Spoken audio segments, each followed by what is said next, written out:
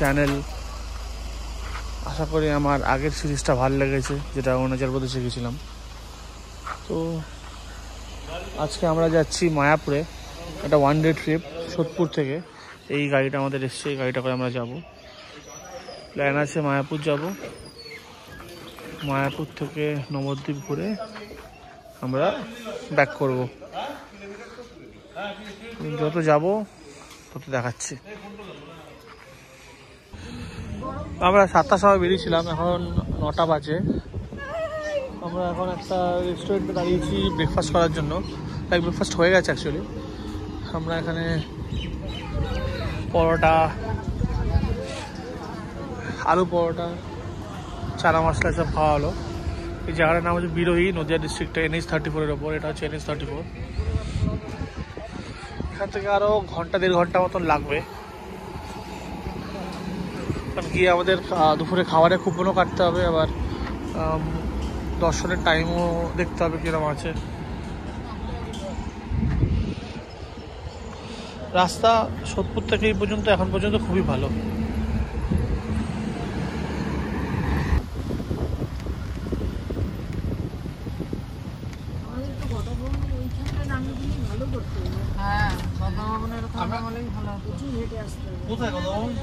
এখন বাজে 11টা, আমরা জাস্ট পৌঁছালাম মায়াপুরে। এটা হচ্ছে মেইন মন্দিরটা, পেছন দিকটা আছে। এটা হচ্ছে গদা ভবন, এখানে থাকার ব্যবস্থা আছে। 2-3 রকমের আছে, একটা গদা ভবন, একটা গীতা ভবন। এখানে খুব চিপে থাকা যায়, এসি নন এসি শেয়ারিং বেসে আছে, ডবল বেড, 4 বেড। আমরা যেহেতু থাকবো না, তো আমরা বুক করিনি। আর এখানে বুকিং পাওয়াটাও অনলাইনে একটু চাপের, কারণ এত রাশ থাকে। উইকেন্ডে তো খুবই প্রবলেম। বেস্ট এখানে যে নাম্বার আছে, এই নাম্বার থেকে, আমি নাম্বারটা ডেসক্রিপশানে দিয়ে দেবো, নাম্বারে কল করে নিয়ে অ্যাভেলেবিলিটি দেখে বুক করা। এখান থেকে প্রসাদের টিকিট কাটা হবে, তো আমরা সেখানেই যাচ্ছি। এটা হচ্ছে মন্দিরটা, নতুন মন্দিরটা।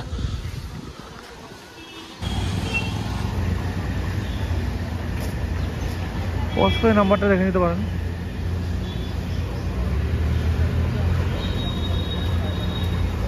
আমি একবার জুম করে দেখিয়ে দিচ্ছি।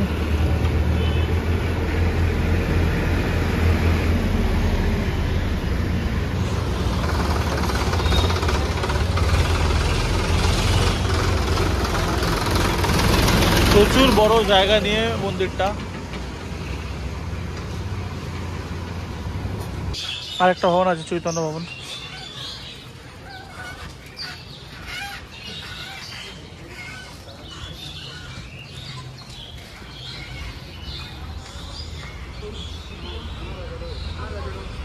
নতুনটা এখনো ওপেন হয়নি, নতুনটা ওপেন হতে হতে আই থিঙ্ক 2024-এ এন্ড হয়ে যাবে।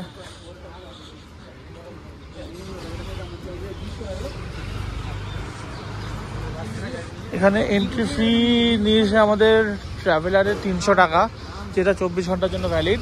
আমরা বেরিয়ে নবদ্বীপ যেতে পারি, ঘুরে আসতে পারি। আর অনেক জায়গায় এখানে ছোটো ছোটো মন্দির আছে, ওই মন্দিরে যেতে পারি। তো 300 টাকা দিয়েই হয়ে যাবে আর কি। সব ডিরেকশন দেওয়া আছে। টেম্পল, শঙ্খ ভবন, চক্র ভবন, গৌরাঙ্গ কুটির, নিত্যানন্দ কুটির, গোবিন্দ রেস্টুরেন্ট। আমার ইচ্ছা আছে গোবিন্দ রেস্টুরেন্টে গিয়ে খাওয়ার। গোবিন্দ রেস্টুরেন্টে খুবই ভালো ভেজ খাবার পাওয়া যায়। সবই এইদিকে দেখাচ্ছে।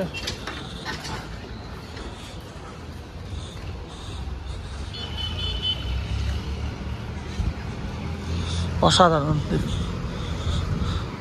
এটা ট্রেনে গেলে, ট্রেন থেকেও দেখা যায় এটার টপটা।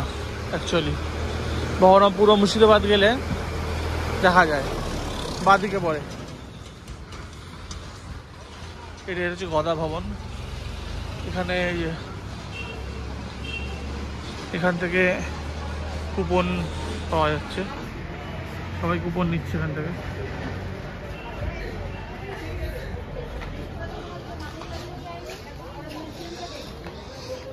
এখানে মায়াপুর ট্যুরিজম সেন্টারও আছে।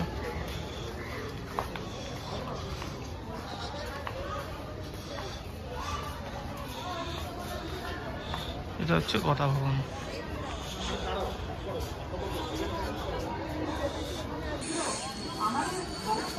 এখানে যে লাঞ্চের কুপন ছিল প্রসাদম, সেটা 80 টাকা করে নিয়েছে। একটা 150 টাকার আছে, একটা 80 টাকার আছে।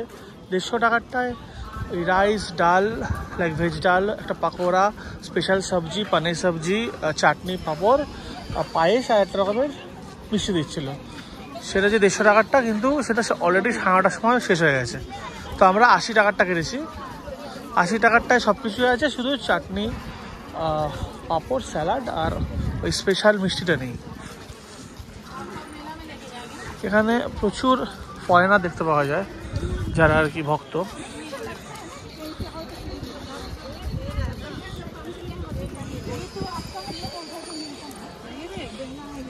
আমি যেহেতু গোবিন্দ দাসের খাবার প্ল্যান করছি, ওই জন্য প্রসাদ আমি কিনিনি, বা আমার সঙ্গে যারা অন্যরা এসছে তারা সবাই কিনেছে।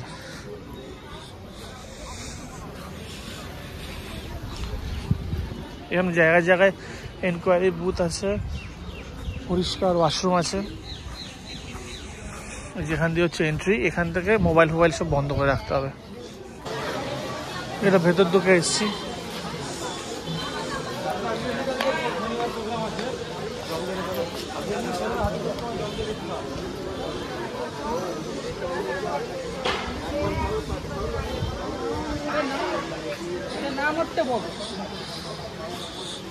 এটা লোটাস বিল্ডিং সামনেটা।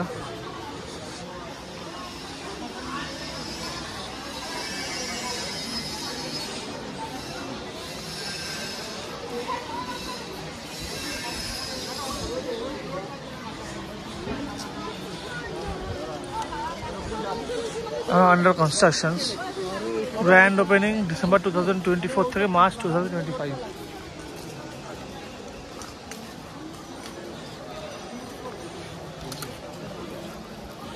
কিছুটা এরকম হবে।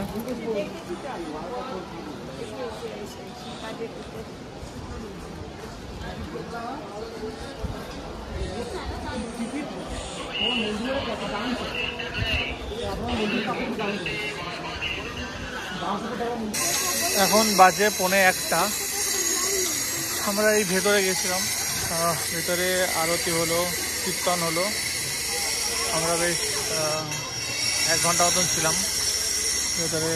মহা ভোগও পাওয়া যাচ্ছে, সেগুলো এখানে লেখা আছে।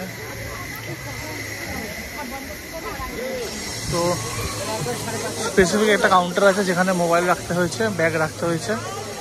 বড় ব্যাগ অ্যালাউ করছে না, মেয়েদের সাইড ব্যাগ অ্যালাউড।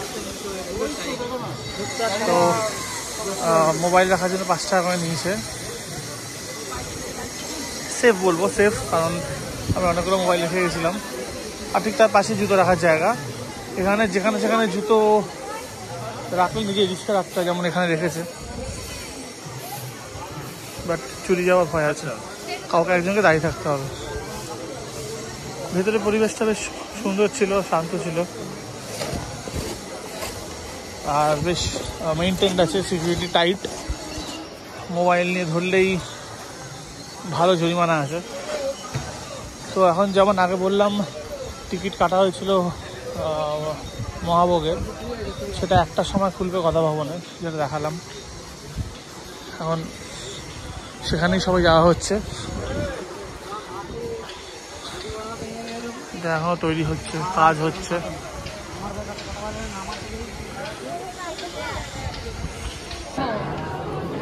যেমন বলছিলাম, এটা হচ্ছে লাইন, সব লাইন এখান দিয়ে ঢুকছে।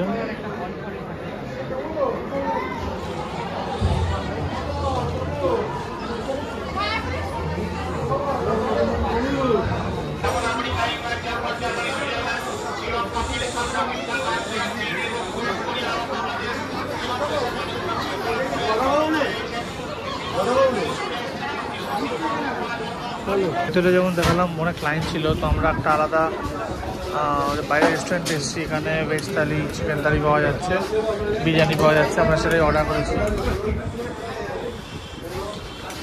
খেয়ে বেরিয়ে যাবো।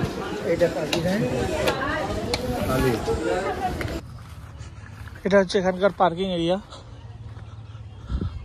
এই মন্দিরটার বাইরে পার্কিং এরিয়া, যেমন বললাম 300 টাকা করে নেবে। আর এইখান দিয়ে গেলে হচ্ছে গোশালায় আর কি গরু আছে, এখানকার খাঁটি ঘি পাওয়া যায়, আর নবদ্বীপের দইও পাওয়া যায়, লাল দই পাওয়া যায়। তো ওইগুলো আমরা এখন কিনছি। আমরা ওখান থেকে বেরিয়ে এসে কৃষ্ণনগরেরই একটা চার্চে এসেছি, এটা হচ্ছে খ্রিস্ট মন্দির লেখা আছে।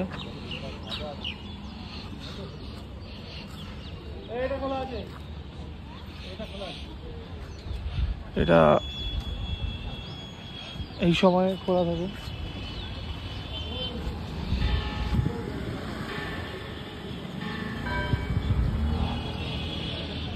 এইটা খোলা আছে মানে এখন, এই সাইডটা বন্ধ আছে। এটা 4টার সময় খুলবে, এখন বাজে 3:33।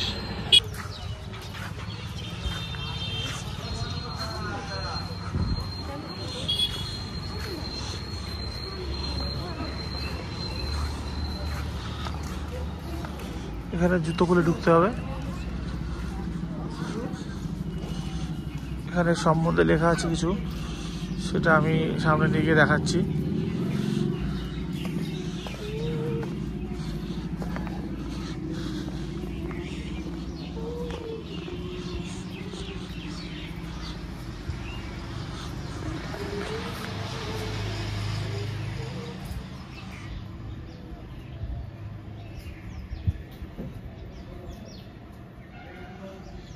পজ করে ফেলবেন।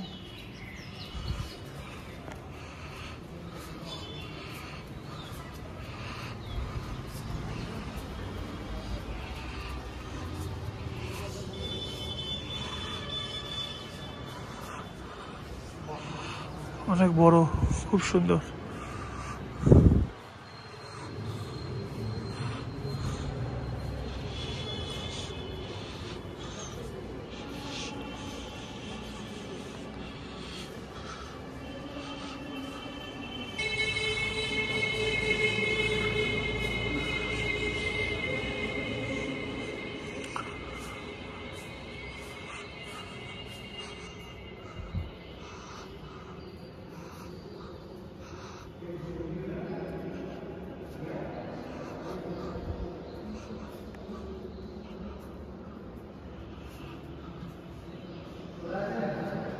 ভেতরটা বেশ সুন্দর ছিল, যেমন দেখালাম। এটা ঢোকার সময় যেটা দেখেছিলাম ইংলিশে লেখা ছিল, সেটা এখানে বাংলায় লেখা আছে, পজ করে পড়ে নিতে পারেন।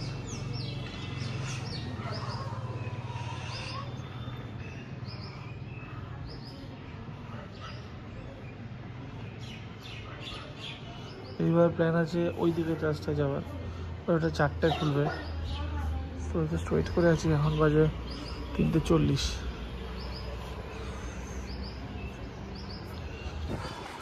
একটু আগে এটা দেখালাম, এইবার আমরা এটা আসছি, যেটা 4টার সময় খোলার কথা ছিল, এখন খুললো এটা।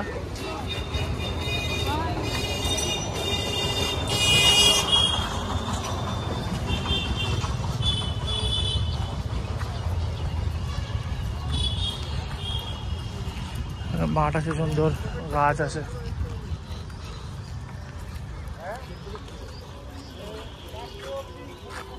একটা ছোট্ট কেভ মতন আছে।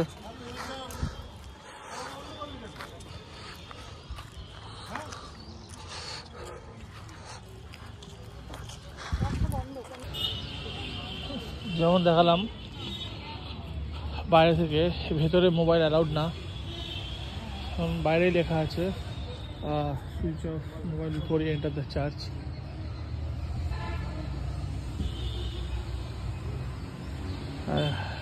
বেশ ভেতরে বেশ মেনটেন করেছে, সাইলেন্স আছে ব্যাপারটা। আগে ছিলাম ওইখানটায়, ওইটার পরেই হচ্ছে এইখানটায়, ভেতরটা এখান থেকে অন্ধকার আছে।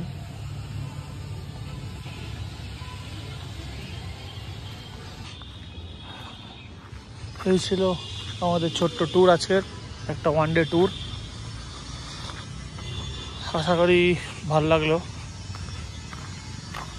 অবশ্যই লাইক আর শেয়ার করে দেবেন আপনাদের বন্ধুদের সাথে, যারা এরকম ওয়ান ডে ট্যুর কলকাতা থেকে আসতে চান তাদের জন্য ইনফরমেটিভ ছিল এটা। So bye from today.